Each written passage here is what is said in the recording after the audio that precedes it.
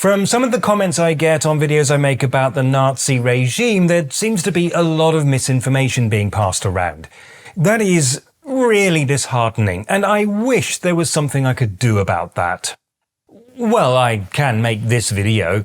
I suppose there's a chance it might make some difference. I can try. Most of the bad information out there is related to the belief that the Nazis were socialists. It's obvious, right? Nazi is short for National Socialist, and Hitler's party was called the National Socialist German Workers' Party. It's in the name. Yeah, the National Socialists were socialist in the same way that the Democratic People's Republic of Korea is democratic, in name only. In fact, at the time, the Nazis made it very clear that they rejected both capitalism and socialism, or at least Bolshevism, and that they represented a third way. Socialism is the belief that the capitalist class should be overthrown and ownership of the means of production, the factories and farms, be handed to the workers themselves, and they would then be run by trade unions and farming collectives, creating a true grassroots democracy. In reality, that proves impossible to manage, and instead the government effectively owns the factories, claiming to do so on behalf of the workers, and everything ends up being state-owned. Nazi Germany didn't go in for that kind of thing. National Socialism was an offshoot of fascism, and one of its most important features was the organization of society into a military-style hierarchy with a strong autocratic leader at the top. Of course, when we look at actual fascist regimes and actual socialist regimes that have actually existed, they've all tended to be authoritarian. But while fascism has authoritarianism baked into its philosophy, in the case of socialism, it was an unintended, although in hindsight probably inevitable, consequence. But that doesn't mean that all authoritarian regimes are socialist or fascist or anything except authoritarian. Modern-day fascists and neo-Nazis do try to sell themselves as representing true democracy, because in the 100 years since the Nazis first got themselves noticed, we've collectively decided that democracy is a good thing, and so it's much harder to sell a non-democracy. But they do tend to make a big thing of law and order, openly advocating for strong leadership.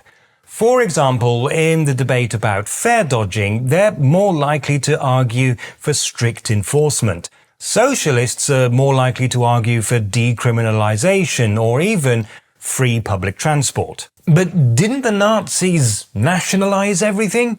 Didn't they make everything a state-owned industry? Surprisingly, no, they didn't, at least not if they could avoid it.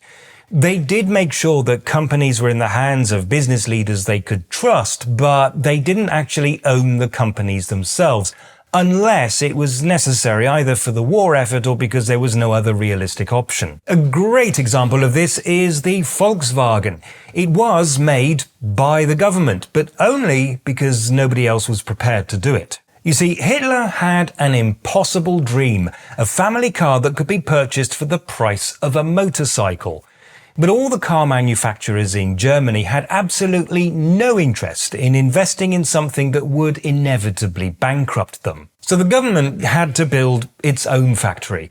People were persuaded to put down payments on cars that hadn't been built yet, a few prototypes rolled off the assembly line, and then war broke out and the factory was used to make military vehicles instead. It turned out to be a grift though. After the war, people who'd made these down payments faced a very long legal battle to try to get their money back. The problem was that Volkswagen itself had never received any of it. The government had basically pocketed it. Oh yes, the Nazis were also corrupt. In the end, disappointed customers were given either a 600 mark discount on a new car or a 100 mark refund, a fraction of what they had originally paid. Mostly, though, the Nazis weren't interested in nationalizing everything. Another important part of fascist ideology was the idea that private industries would basically lobby government and negotiate economic policy with it. This is a system known as corporatism. In other words, while the Soviet government was running the whole show and doing a really bad job of running the industries that it owned because politicians and bureaucrats really don't understand how factories work, the Nazi government wanted to operate a kind of quid pro quo. You do what we tell you to do, and we'll enact the policies that you want us to enact. What could possibly go wrong? Whether government did own and run stuff, it was for the job of spreading propaganda or buying the loyalty of voters. I interrupted this video because I realize how dumb this sounds the way I worded it. Why would the Nazis need the loyalty of voters when they were the only party that could even be elected? Well, they still needed people to support them and didn't want to disappoint those who had voted for them, or they would have had to deal with a revolution. I hope that makes more sense. Now back to the video. For example, the Strength Through Joy organization, which was responsible for building the Volkswagen, was, among other things, Germany's biggest travel agency. Not its only travel agency, just its biggest. Its job was to organize and encourage leisure activities specifically in order to increase productivity in the factories, and also to give the government a useful way to indoctrinate the people further. Strength Through Joy was a part of the German Workers' Front. I have to interrupt this video with an important message. I goofed. Again. A more accurate translation for Deutsche Arbeitsfront is, of course, German Labour Front. Okay, that's all. Now back to the video. And no, this was not some huge socialist-style trade union. It was what replaced the trade unions after the Nazis banned them and seized their assets. It was, in fact, the opposite of a trade union. The law that created it specifically stated that businesses were to be owned by business leaders and the workforce was to be loyal to them.